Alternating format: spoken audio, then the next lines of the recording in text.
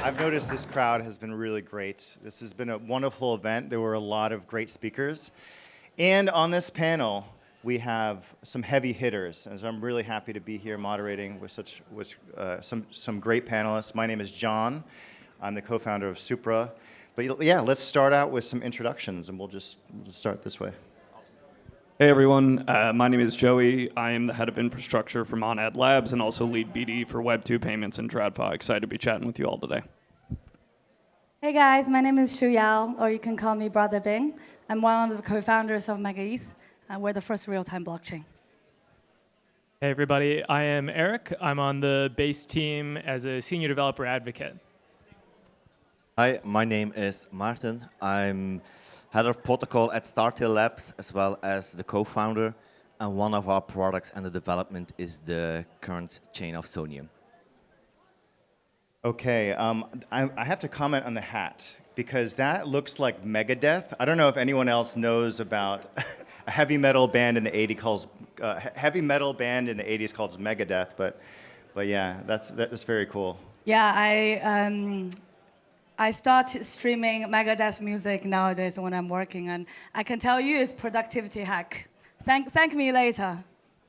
Very nice. Okay, cool. So let's bring that rock star spirit to this panel today. I think that's what we'll do. But today we're really talking about building for billions, consumer-centric blockchain infrastructure.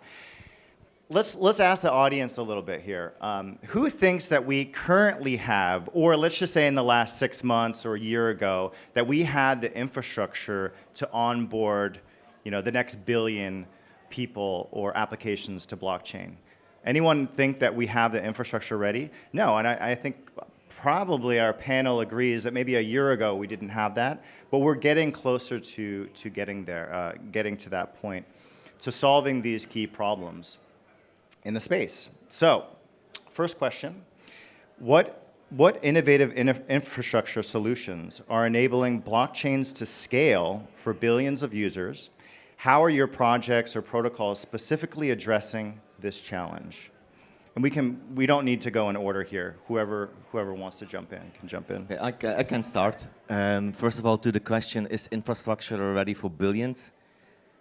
Are there already billions that are being attracted? So do we need to have an infrastructure for billions now? Hey, if we bring Sony users to blockchain, if we bring a lot of gamers, maybe, but it's a good question. I think it's more on the way of having an infrastructure that can be adapted into the demand that is coming in. I cannot speak a lot about the infrastructure currently of Soneium because it's not live yet. It's currently just in testnet. But I can say, for instance, for Base here, how they did with the gas limits. So they see scales coming in. Okay, how to reduce now and how to scale up, increase the gas limit. So cheaper transactions, more volume, more transactions going up. It's about creating an infrastructure that is ready for onboarding the demand and getting to that stage. And that's where you need to define the tech stack that you will be using for your project or for any consumer app from anywhere out. You need to focus on, am I going to an infrastructure that is well ready to scale towards the demand that I need for my project? And I think that's the most crucial part. Yeah, I think that's an interesting point. The one point on that before we go down a rabbit hole is, I think we are getting to a point where there's going to be hockey stick growth. And so being able to scale quickly enough is something that's a challenge across industries, everything from Web 2 to Web 3, being able to quickly adapt to a lot of demand. And so I do agree it's important to make sure that you have infrastructure that scales up and down appropriately based off the incentives that you create. But some of that is ensuring that given the goals that we have as an industry to bring those people on chain, we discover different ways to do that. And I think everybody on this panel is approaching it in slightly different ways. Speaking to Soneium and Base, we're both on the OP stack. We're layer 2s on the OP stack. And a lot of the way that we're scaling is in partnership with the layer 1. We had 4844 with blobs go out in March. That significantly reduced fees on layer 2. But we've already started to see that that's not quite enough. So now we're working with the layer 1 and OP stack on things in the Pectra upgrades, such as PeerDOS, and also hopefully still in discussion, but increased capacity for blobs that will make it easier for layer 2s to access data availability on the L1. And then the OP stack itself is also working on innovations.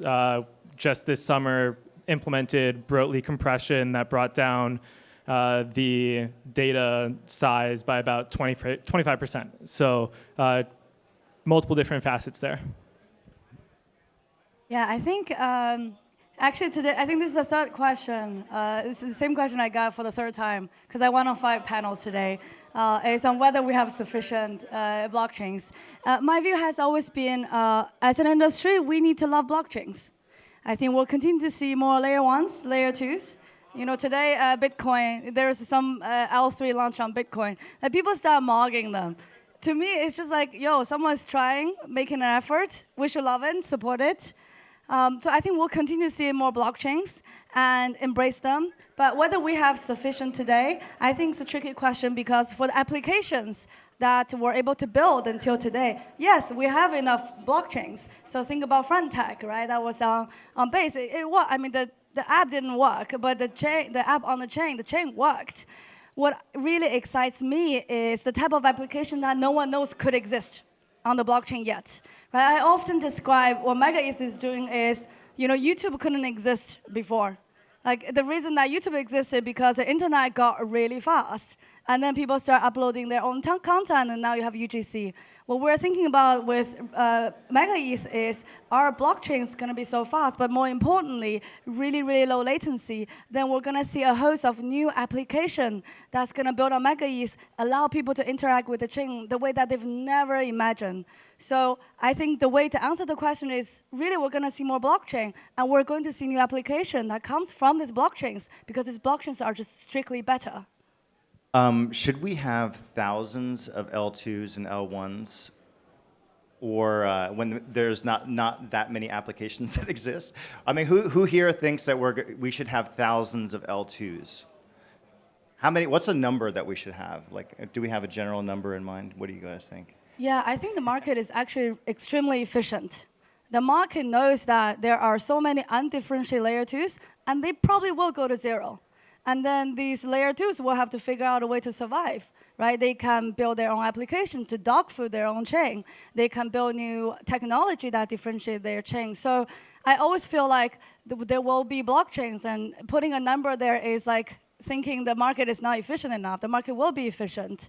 And we might see 1,000 different chains, then there could be application-specific chains. But yeah, I feel like putting a number is quite a tough ask. Yeah, it's kind of a loaded question.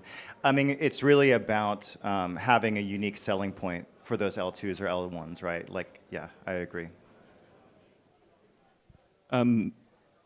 Maybe just to combat that a little, so I think that there's a combination of vertical scaling and horizontal scaling that needs to occur. Vertical scaling, for those that don't know, is more like scaling an individual blockchain, maybe with an integrated blockchain like Solana, versus horizontal scaling is OP or Arbitrum spinning up a bunch of miscellaneous L2s. Both of those things will need to exist in tandem in order to achieve sufficient scale. But something that we believe in at Monad is that the subunit in the vertical scaling approach needs to be as maximally large as possible to allow for maximal block level composability.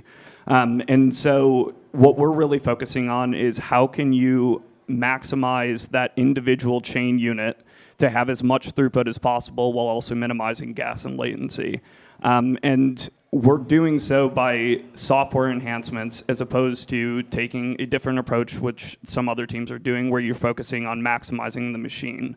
The benefit of focusing at the software level is ultimately you get to maintain decentralization. So in the case of Monad, our node spec is just a little bit larger than an Ethereum node, but still achieving scale greater than that of Solana. And a lot of that just comes down to really, really difficult low-level engineering. And I think when we think about new chains and how can we achieve scale over the future, it's the really difficult engineering that I think is going to be what's required to move the needle forward in a substantial way such that we can handle billions and billions of transactions and actually bring this to the rest of the world as opposed to the fun crypto conferences of all of us hanging out together. So, Okay, so speaking on that, just a quick question. So Monad and MegaETH, do you consider yourselves monolithic chains, or do you still feel like you're kind of in the modular camp? Or do you want to define yourself or not? I think one thing about the MegaETH team that's so different from other teams is we hate word salad and we hate definition. And sometimes people might say we're not Ethereum aligned because we're not Ethereum Foundation aligned. We actually don't label ourselves at all. Our square focus is on the application side. Yeah, but I mean, to answer your question from a more technical perspective, we believe that every team is prioritizing what they can do the best. Like Mona does really well, you're maximizing the hardware limit using software. What we are doing really well is we're also optimizing the hardware, but in a very different stack. We have no specialization, right? So we're very good at optimizing the sequencer, but we're not doing anything with consensus. Right? We don't have proof, while we're outsourced proof to someone else. And we don't care about data availability at all because some other team does really well in terms of having high throughput data availability. So to me, the more important question is knowing your priority and knowing your end goal. What is the technology structure, infrastructure allows you to reach that goal without reinventing the wheel? Okay, so I'll just jump in real quick. We'll get there, we'll get there.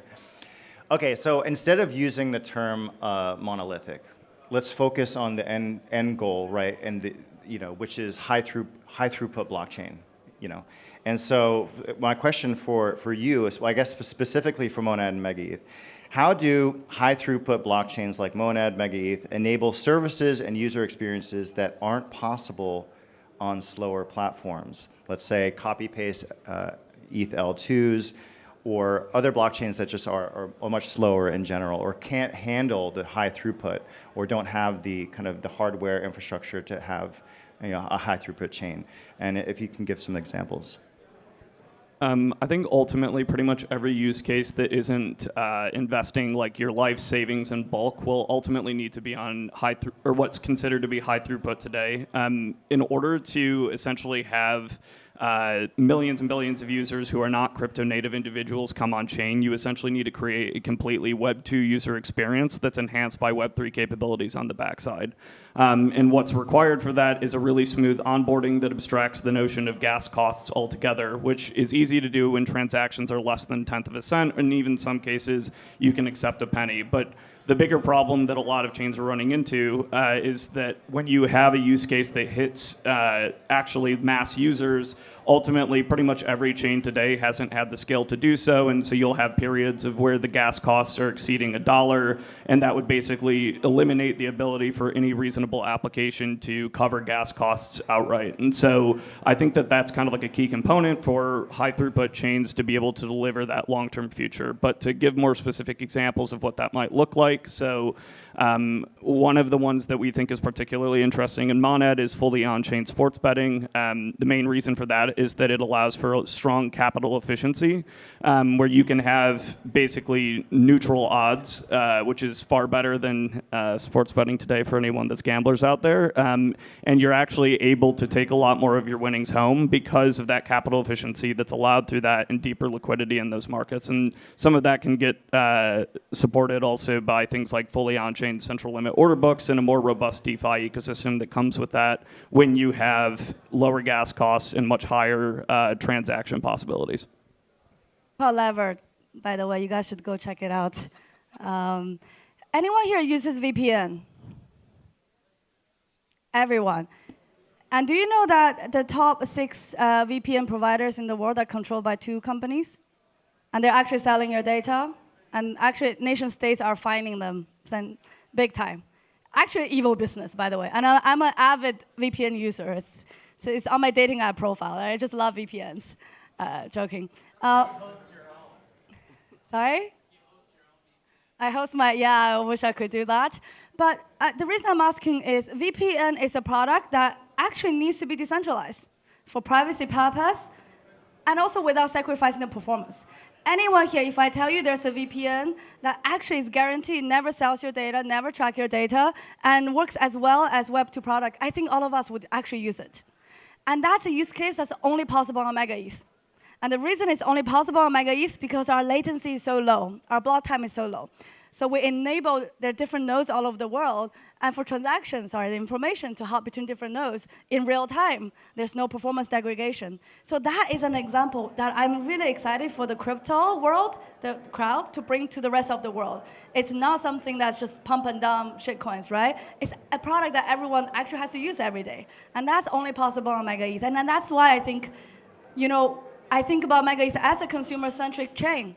Because we think about every day, what are the consumer experiences we can uniquely enable on MegaETH? And at the end of the day, it is latency. So if you remember anything from my participation today, is MegaETH is the first real-time blockchain because we have real-time computation on chain. And the person who's building that VPN is sitting right there, so you can talk to him afterwards.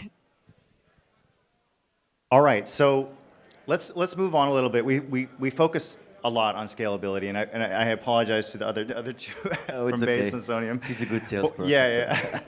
But we can move on to beyond the USP of having high throughput, low latency blockchains, right? Cheap transaction costs. Let's talk about infrastructure improvements that are essential for enhancing the developer and user experience, especially in areas like gaming. How are your projects addressing these needs? For example, wallet abstraction, identity solution, gasless transactions. We did talk a little bit about the idea that, especially for gaming, I imagine on Soneium, it would be a big thing to allow applications or games in your ecosystem to exist and operate in a gasless manner. But would love to hear from you all on Base and Soneium. Okay, I'll talk a little bit regarding on the Soneium side. Okay, Web3 gaming, it's still like in the baby shoes, let me say it like this. It's not really like a Web3 game at this moment. So when we're talking more about on the Soneium end or on Sony itself, they are more looking now in the hardware than in the blockchain infrastructure to make sure that their products can even enhance the blockchain technology itself. So they're looking more in that way now before even integrate anything related to this. And I think when you look at the infrastructure third-party toolings out there, there are already tons of good projects out there, a lot of them. And it's all about getting them ready in your ecosystem to give them to the developers. You have like great SDKs out there, you have like great projects out there that can already build out those kind of account abstractions and really doing it very well. So it's not about building it by yourself, but making it available for the developers. And then it comes to the moment when you talk with projects. So the focus area for our end is we talk with projects who already have like an established user base. Those are not like Web3 projects. Those are Web2 projects. And think about and talk with them in the way of, okay, they already have like a social platform where they have like 3 million kinds of users that are already doing daily interactions with each other. What can now be the addition to that with blockchain? And it's more about providing that advisory and right tooling and right guidance and give them the right support as well to get them into this infrastructure. And that's where you get those 2 million users in by giving them something small and let them do that in that sense. Yeah, to build on that, I'll speak to some of the innovations that we've had that sit just above the protocol layer. And we started off this conversation by saying, where were we a year ago and where are we now? And I think where we are now is in a place where we now have the technology to build these consumer apps that will bring 1 billion people on chain. And we're just kind of in that waiting period of like, who's going to put the pieces together in the right way, but the pieces do exist. And so what are those pieces? You have abstracting away gas. This is something that we've talked about a lot.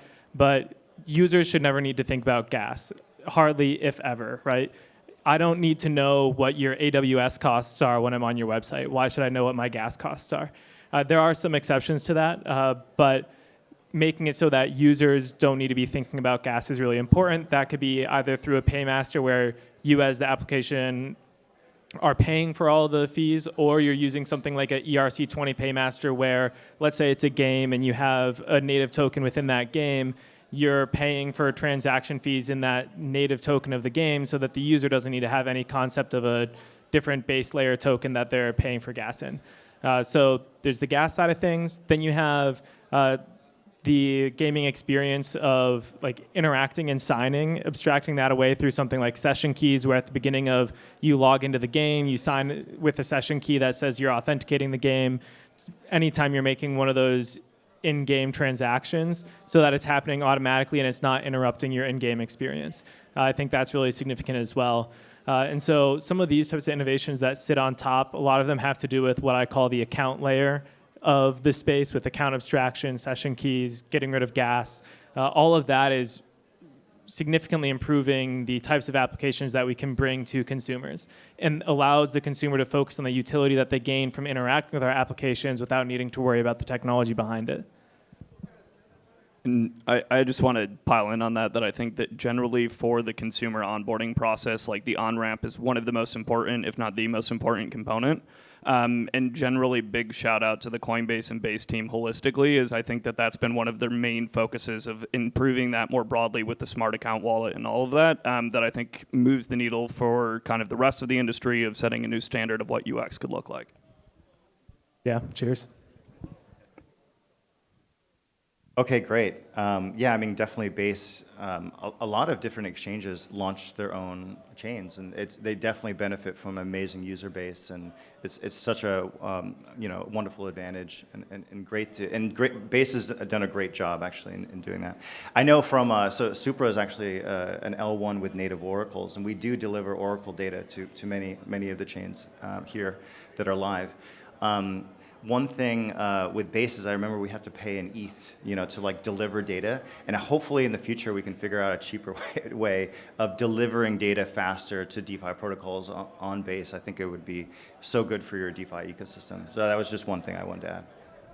Yeah, definitely. I think too that touches on something that we could all talk about on the panel, is about kind of like the cross-chain infrastructure, making it so that you're like, okay, do we have 1,000 layer twos? Like, obviously you don't want them to all be dupes of each other, but if they're all providing something unique, we should have the infrastructure in this industry to allow cross-chain smart contract calls, or just cross-chain data sharing that ensures that all of those layers can interact seamlessly without the user needing to be specifically concerned.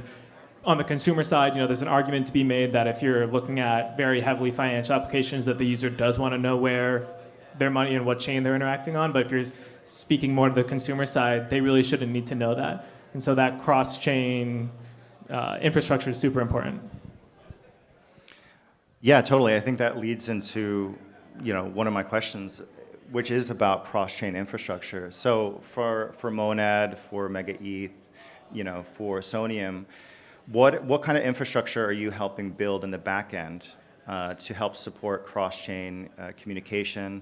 And also, like, to your point, if we have 1,000 L1s and L2s, it is a nightmare, especially for bridging. Right? It's a big problem. You have fractured liquidity, and you have just fractured attention, and of course there could be a way, and there's probably upcoming ways to abstract bridges away from this. But what are some things that your teams are building or thinking about, or partnerships that you might have that help kind of solve this kind of user-centric problem when we have, let's just say, 10, 100, 1,000 different blockchains?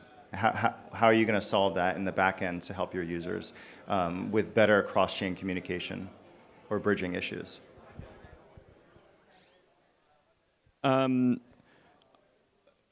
First off, which I think is true for everyone on this panel, EVM compatibility, it's a hell of a drug. And then beyond that, I would say from my perspective, there aren't a lot of use cases that necessarily, specifically as it relates to consumer apps, that should be cross-chain. More often than not, you're better off having the focus be within one chain and then have very seamless on and off ramping in and out of that, whether it be from a credit card or from your stable coin that's on random X other chain. And so as long as you can kind of make that experience as seamless as possible, maybe abstract the fact that, like, if it's USDC on Polygon, the wallet abstracts the Polygon versus Avalanche versus whatever notion and instead just makes it USDC. So again, you're making an easy user experience. But ultimately, I think when a consumer app chooses a specific chain to build on, they have a lot more flexibility in how they control the user experience. And when you try to do that across multiple chains, it creates a lot of design problems that break down and less control over the user experience overall. So I'd say that that's the main thing, with the exception of things like cross-chain lending protocols that need to be multi-chain. We are working on it. Can we, I know you don't like naming names, but can we make the new term from monolithic to megalithic? What do you think? Cringe. I don't know. I'm trying to keep the I audience appreciate awake. You know, we need some cringe moments. Towards your question, there's a reason why we also building the Soneium out on the OP tech stack. It's mainly because of their vision, their roadmap, as well as what they have lined up for the future as well, that gave us the confidence that this cross-chain of interoperability will support us in this way, with their tech stack and also with their vision and just the mindset in Web3 that really supports. And all this interoperability, it's something that we do value a lot, is this collaboration with others in that ecosystem. We know that each and everyone has their unique points and has their unique features available. Leveraging them might be difficult in the early stage for some project because it has some security risk. Makes it a little bit complex for the builders. But this is where the next phase starts, and this is making this interoperability available, and with available, I mean developer-friendly and usable. And this is where we as well, when we had good conversations with the OP Foundation, really felt that they are like one of the true pushes in the L2 space of getting this interoperability available in a way of trying to make it like a standard in the L2, instead of trying to create, another interoperability in the L2. So it's more about standardization of this interoperability in the L2 that I see as well key for the future of those cross-chain. The last thing I'll just add, I think there's a lot that is going to happen in the next couple of months where we're already seeing chain abstraction happen, especially in kind of like the super chain ecosystem. I'll just give Wilson Cusack a shout out. He's working on EIP 7755, which is a cross L2 and some cross L1 like smart contract calling infrastructure that I can't speak to in the technical depth that he could, but it's something that's in the works right now, and we'll bring the OP stack and the layer 2s in that ecosystem closer to a state where the chain that you're operating on doesn't matter. Okay, so I had a couple more questions, but since we have limited time, I'm just going to open this last opportunity is just going to open it up to the panelists to kind of say whatever you want to the audience. What are some message that you'd like to share? You can talk about specifically about how you can be probably related to infrastructure in general, but I'll leave it open. Omega, only possible on MegaETH. Boom, mic drop. Wasn't that supposed to be an acronym? I'm Chinese, I have no idea what that means. Just came up with it. MegaETH is going to bring mega death to ETH. Another cringe thing. I think that as we set the North Star for scalability to solving for the billions, it's important to not lose sight of the trilemma, and with that, not sacrifice decentralization at the same time. That I think is going to be an increasing complex question over the next, probably couple of years. And I think some other things will come to the forefront with that. A, decentralization, but then B, also time to full finality. Because as we have more and more Web 2 companies come in, especially as it relates to use cases along the lines of payments and things that apply to the masses, the notion of partial finality is increasingly a problem. And so these are things to keep in mind as we evaluate technical considerations. Yeah, and I think building on that is like keep an eye on how all these different chains are tackling this problem of the trilemma of scaling in a distributed manner. There's been a lot of debate recently, especially in the Ethereum ecosystem, about how we scale and all the different approaches. And so the perspective that I would have on that is like, every team is moving our space forward, and having this diversity of innovation is really critical for our ecosystem as a whole. And so we really view it as like we're growing the pie, we're growing our technical depth as an industry, opposed to it being highly competitive in a negative sense. Like competition is good, it brings all of us forward, and it ensures that our industry is more robust in the long term. +1. And the only thing that I have to say is that I'm glad that I'm here. We just maybe launched our testnet, but it has been a process of more than 2 years talking with an enterprise as the name of Sony.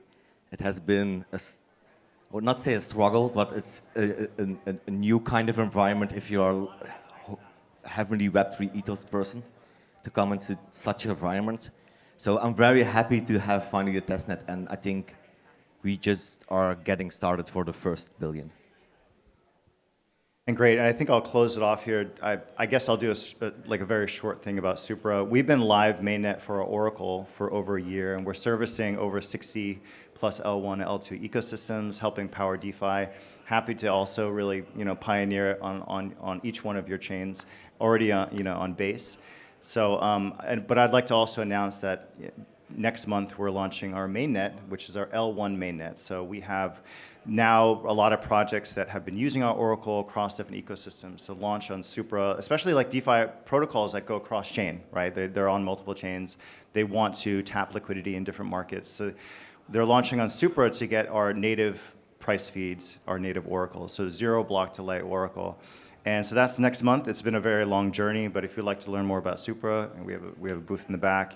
You can speak to me as well. But I really appreciate the audience here. It's been really great. Wonderful panelists. You guys are awesome, and thank you so much.